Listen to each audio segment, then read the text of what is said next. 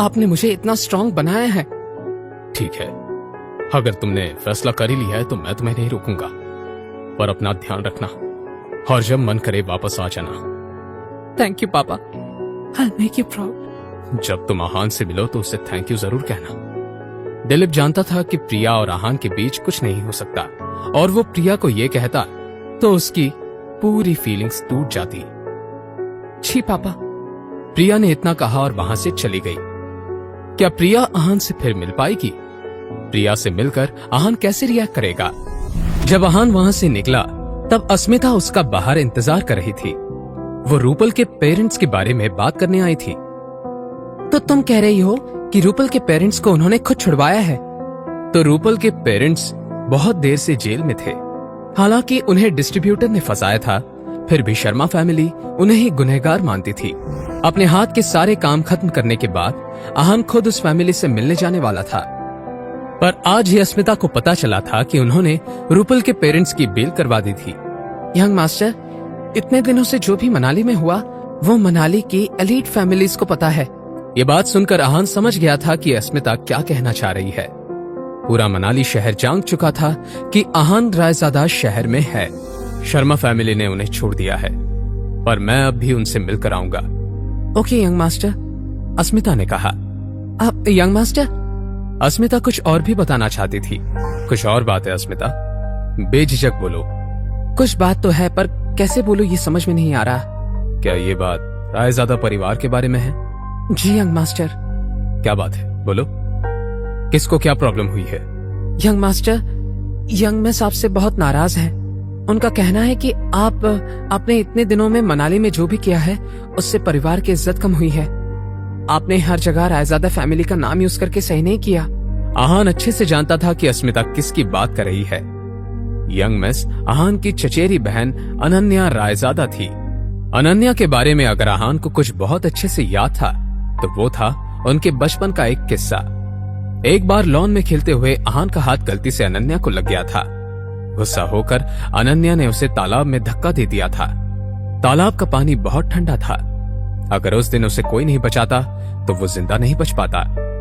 उस हादसे से उभरने के लिए आहान को 6 महीने लग गए। उसकी तबीयत इन महीनों में बहुत खराब हो रही थी।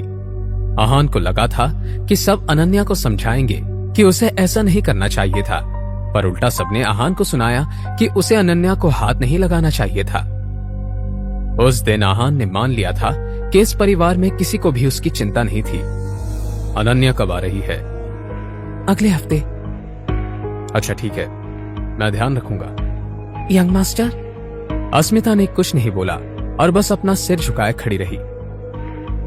हम थोड़ी देर में ही शिमला के लिए निकलेंगे। मनाली शनाया के लिए सही नहीं है।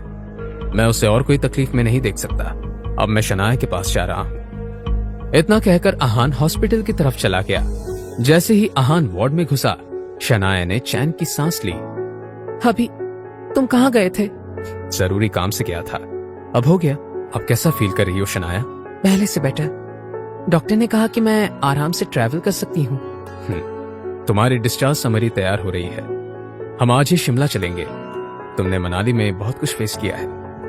मेरे साथ और भी बुरा हो सकता था, पर क्योंकि तुम थे इसलिए तुमने हर बार मुझे बचा लिया। इतना ही नहीं, तुमने मेरे साथ गलत करने वालों को भी अच्छे से सबक सिखाया। उसके लिए थैंक यू।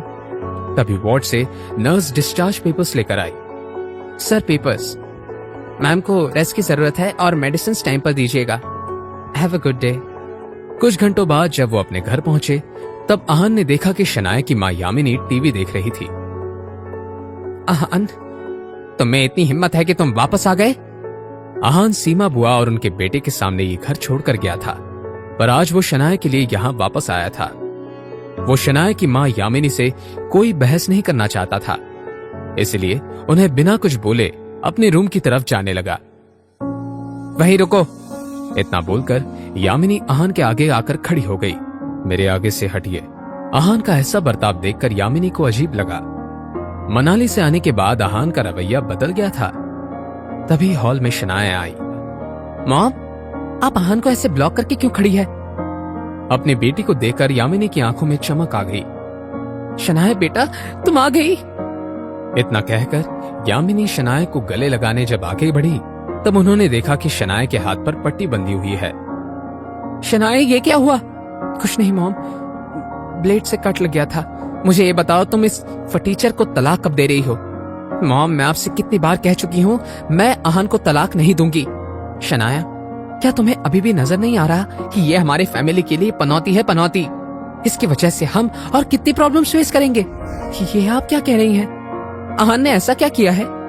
पहले तुम्हारे पापा का एक्सीडेंट हुआ जिससे वो अभी तक ठीक नहीं हुए हैं, और फिर तुम जैसे ही घर से बाहर निकली तुम्हारे साथ ये हादसा हो गया। तुम्हारे दादाजी ने भी तुम्हारे पापा की राय सुनना बंद कर दिया। हमारी फाइनेंशियल कंडीशंस भी बहुत खास अच्छी नहीं है। तुम अब भी मुझसे पूछ रही हो कि अहान ने क्या किया है? ये सब आप क्या बोल रही हैं? इसमें अहान की गलती कैसे हुई? अहान की वजह से ही तो हमें स्प्रिंग कॉर्पोरेशन वाला प्रोजेक्ट मिला था।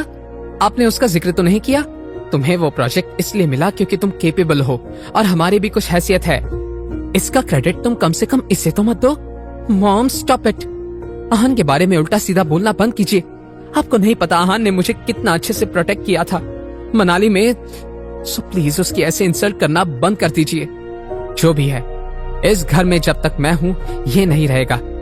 तुम्हें डिवोर्स नहीं देना मत दो, पर मैं अहान को अपने घर में नहीं रहने दूंगी। अब अहान और शनाया क्या करेंगे? शनाया अपनी माँ को कैसे समझाएगी?